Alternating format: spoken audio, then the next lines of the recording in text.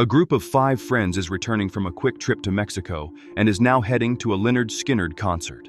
They are Erin and her boyfriend Kemper, their friends Andy and Morgan, and Pepper, a hitchhiker they picked up the day before. Erin teases Kemper about the possibility of getting married, but when Kemper doesn't take it well, she decides to throw their joint out the window. Morgan tells them not to worry because they have 2 more pounds hidden in a piñata, accidentally revealing to Erin that the reason they went to Mexico was to buy a large amount of marijuana. Erin isn't very happy with this news, so Kemper tries to reconcile with her with a kiss.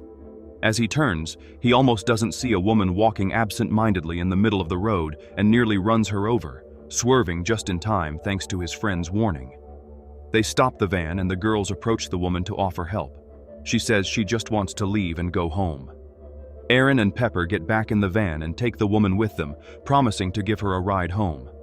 During the trip, the woman sits in the back and keeps crying, answering their questions with, "Everyone is dead." When Kemper drives past a slaughterhouse, the woman panics and says he is going the wrong way. She even jumps on him to try to take control of the steering wheel.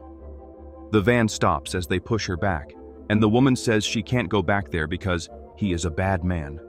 Blood can be seen on her thighs as she reaches between her legs and pulls out a gun, which she uses to shoot herself in the mouth after telling the group that they are all going to die. Disturbed and panicked, the friends exit the van and try to decide what to do.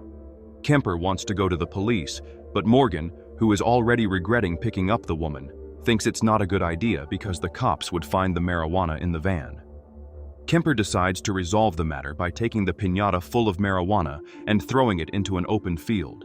Then he apologizes to Erin, saying he only bought the drugs so they could start a new life.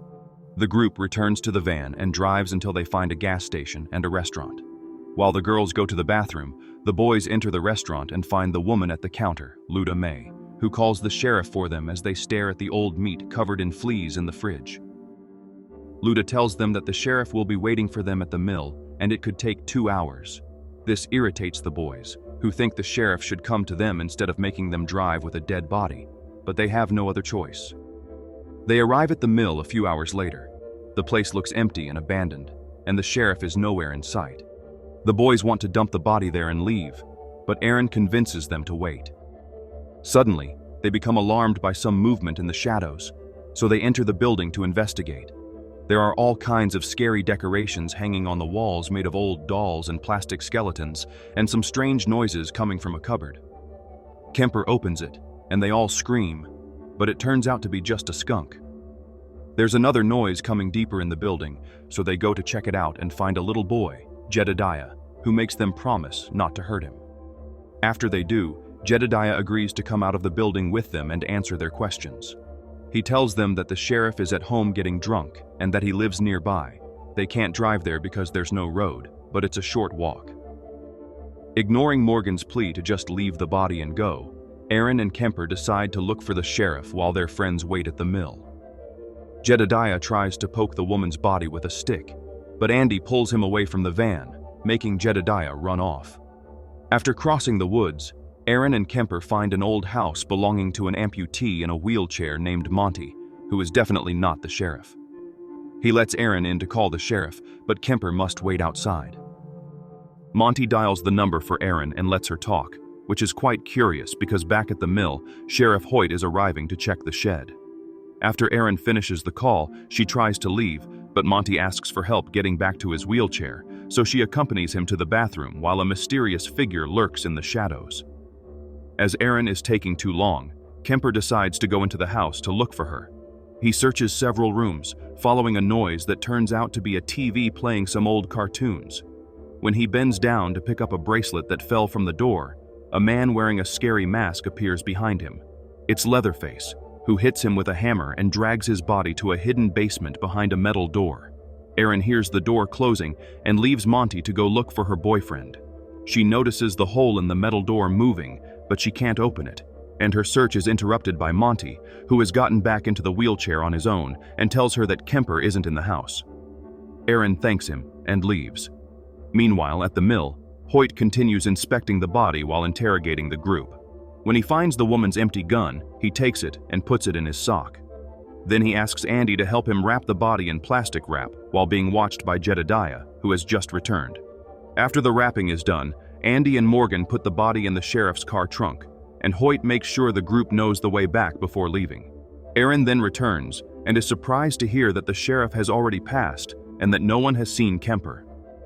A sudden noise interrupts the conversation, so they go to check what it is. It's a stick someone placed in a car to keep the horn honking constantly. The group panics when they realize there are body parts on the ground and grows desperate to get out of there. They continue searching for Kemper around the abandoned parking lot, and Morgan suddenly gets his arm stuck in a hole in a car. The group worries and tries to pull him out until he shows it's just a prank and that he's fine. He found something in there, however, a jar filled with water and 2 photos inside. One photo is of the girl who shot herself. The other is of her with her family. After discussing who should keep the van keys, Aaron puts them in her pocket and takes Andy with her back to Monty's house to see if they can find Kemper there. Back in the basement of the house, Leatherface is working on Kemper. First, he puts him in a tub to cut off some layers of him. Then, he hangs him upside down with some chains. A little box falls from Kemper's pockets, and Leatherface opens it, finding the ring he bought for Aaron. Andy and Aaron return to Monty and agree on a plan. Aaron will distract Monty outside while Andy sneaks in to find Kemper. He looks around and enters the kitchen while Leatherface spies on him through a hole. When he accidentally knocks a box to the floor, Aaron rushes inside to check on him. Now that a furious Monty knows Andy is inside, he starts banging on the floor with his cane to summon Leatherface, who suddenly opens the metal door and appears behind them with a chainsaw in hand. Aaron slams the door shut to try to stop him, while Andy tries to retrieve the wrench she brought that's under Monty's wheelchair. Leatherface destroys the door with his chainsaw, forcing Aaron to run out of the house. Then he goes after Andy, who stops his first blow with the wrench and then knocks him down.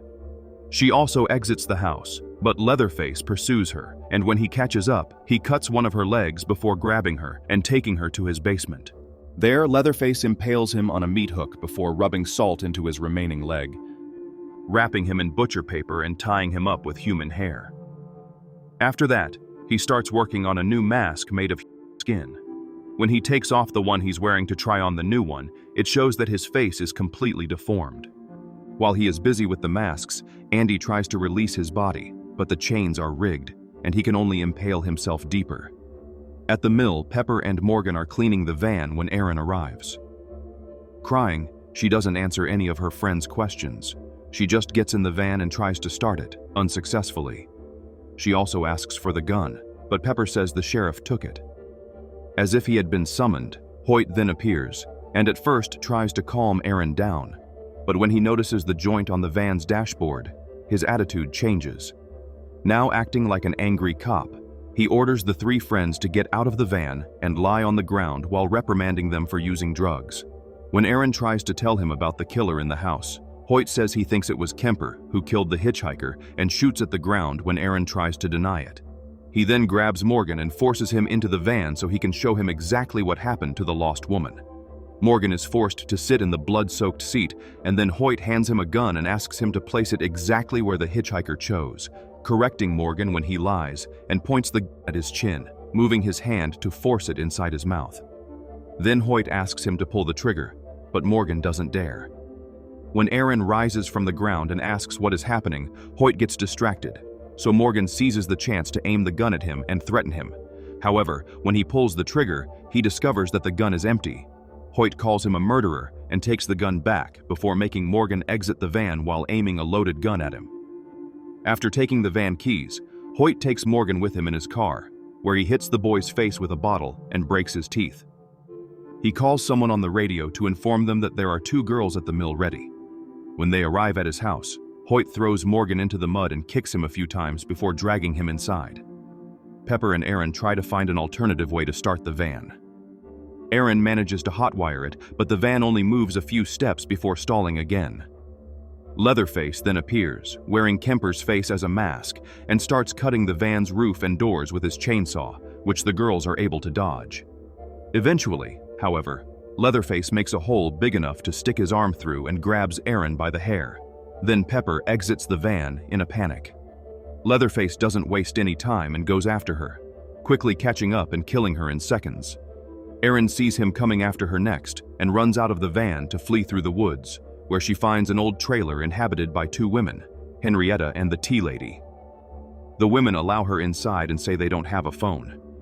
They also explain that Leatherface would never enter their home, that he was always a sweet boy who kept to himself because of a skin disease he had since childhood. Henrietta forces Erin to drink some tea before going to check on her crying baby. Erin begins to feel dizzy as she walks around the place and finds more photos of the hitchhiker, and she becomes frightened when she suddenly hears a phone ringing. Henrietta had lied about not having one. She also drugged the tea. When Erin realizes that the baby belongs to the dead hitchhiker and that the women have stolen it, she passes out on the floor. She wakes up sometime later in the main house, surrounded by the whole family: Leatherface, Luda May, Hoyt, and Monty. Jedediah is also there, pleading with Grandma not to hurt Erin, but he is not allowed to enter. Luda May explains that people have always mocked Leatherface for his condition, and she believes Erin is no different. She calls her boy to take her away, then Leatherface grabs her and throws her into the basement before closing the door. Erin looks around the basement and feels disgusted to find all the remains of Leatherface's victims. She also finds Andy, who is still alive, and asks for her help. Erin tries to get him off the hook, but is unsuccessful. Seeing that it is impossible for him to escape, Andy asks her to end his suffering. Erin grabs a knife and, after some hesitation, kills him. She cries over him and asks for his forgiveness before going back to search for an exit. This time, she finds Morgan handcuffed in a bathtub, still alive as well. While Leatherface spies on them through a hole, Jedediah finds the friends and tells them to follow him because he can guide them out through a secret passage. Erin does so slowly because she is carrying the weight of Morgan. Leatherface enters the basement with his chainsaw in hand and begins to chase them through the passage. The trio runs as fast as they can until they reach the stairs, where Morgan's leg gets stuck in the wood as it breaks underneath him. While Erin helps him get free, Leatherface encounters several delays. First because his chainsaw shuts off, then because Erin kicks him, and afterward when Jedediah bites his hand to distract him. Morgan and Erin manage to escape and close the door behind them, but soon Leatherface bursts through with his chainsaw and begins to chase them again. The friends find an abandoned cabin in the woods and enter, using an old couch to barricade the door, but quickly need to move away because Leatherface uses his chainsaw to bring this door down too. Still dragging Morgan, Erin tries to escape through the windows, but all are blocked. Eventually, they find a room to hide in. Morgan climbs into a closet, and Erin squeezes into some wooden boxes just before Leatherface comes into the room and starts to look around. Erin spies through a hole in the wood, and when she thinks he has left, she begins to get up, only to be suddenly grabbed by Leatherface's arms that break through the wood behind her. He drags her back into the room by her hair and throws her to the floor, and Morgan chooses that moment to jump on him and make him drop the chainsaw. The two struggle until Leatherface finally overpowers Morgan, impaling him on the chandelier and cutting his groin with the chainsaw. While he is busy with Morgan, Erin runs out of the house and runs through the woods again, gaining some ground when Leatherface trips over a fence and injures himself with the chainsaw. She reaches a road and tries to get help from an approaching car, but it ignores her and drives away. After running a bit more, she encounters a slaughterhouse and rushes inside, where Leatherface manages to grab her. She kicks him and starts running again, this time entering the freezer and hiding behind a carcass of meat. The hiding place doesn't last long because Leatherface starts moving the chains controlling the meat hooks and hits her with the carcasses. Her scream allows him to find her and start chasing her again. After dodging a chainsaw blow that falls between her legs, Erin exits the freezer and enters a room full of pigs, where she finds a cleaver that she grabs to defend herself. Then she rushes to hide inside a cupboard. When Leatherface arrives, she makes noise on purpose to get him to find her, and when he approaches and opens the cabinet door in front of hers, she leaps on him from behind and cuts his arm. It's impossible for him to grab the chainsaw now, and while he struggles with that, Erin escapes from the building and back to the road. The truck that passes this time stops for her and lets her in. In a parallel way to her encounter with the hitchhiker, Erin seems absent, only saying she wants to go home and reacting poorly when the truck driver takes her back to the crazy family's house. Her attempt to gain control of the wheel is unsuccessful, and the truck driver parks in front of the old house, regardless of her pleading. Aaron exits the truck after him and sneaks behind the house to watch him talk to the family, who still has the hitchhiker's baby. As Aaron moves to start hot-wiring a vehicle to escape, Hoyt approaches the truck, ignoring Henrietta's sudden screams when she realizes the baby is gone. To the sheriff's surprise, the truck is empty, because what Aaron was doing was hot-wiring her own car, which she uses to run over him 3 times before driving off with the baby in the passenger seat.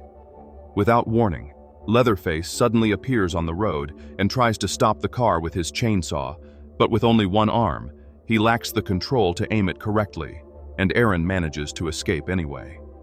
The police arrive at the residence to investigate 2 days later, on August 20th. When the officer and his cameraman descend into the basement, they are attacked and killed by Leatherface, who is still out there. The case remains open today.